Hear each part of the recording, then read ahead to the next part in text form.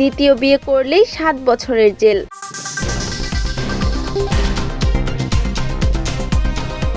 ভারতের আসাম রাজ্য বহুবিবাহকে আনুষ্ঠানিকভাবে নিষিদ্ধ ও অপরাধ হিসাবে ঘোষণা করে আইন প্রণয়নের পথে এক ধাপ এগিয়ে গেল।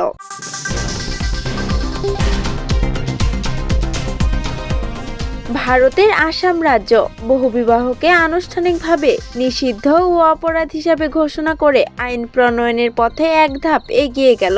মঙ্গলবার 25 নভেম্বর মুখ্যমন্ত্রী হিমন্ত বিশ্ব শর্মা বিধানসভায় আসাম বহুবিবাহ নিষিদ্ধকরণ বিল 2025 উপস্থাপন করেন, যেখানে বহুবিবাহকে সরাসরি অপরাধ হিসাবে চিহ্নিত করা হয়েছে। এই বিল পাশ হলে প্রথম স্বামী বা স্ত্রী জীবিত থাকা অবস্থায় দ্বিতীয়বার বিয়ে করলে কঠোর শাস্তি বিধান কার্যকর হবে।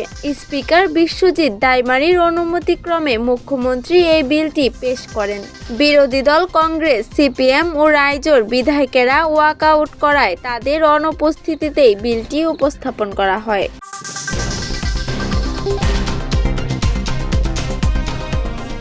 প্রস্তাবিত আইন অনুযায়ী কেউ যদি প্রথম স্ত্রী বা স্বামী জীবিত থাকা অবস্থায় ফের বিয়ে করে তার সর্বোচ্চ 7 বছর কারাদণ্ড হতে পারে। তবে কেউ যদি প্রথম বিয়ের তথ্য গোপন করে দ্বিতীয় বিয়ের চেষ্টা করে সেই ক্ষেত্রে শাস্তির মেয়াদ বেড়ে সর্বোচ্চ 10 বছর পর্যন্ত হতে পারে।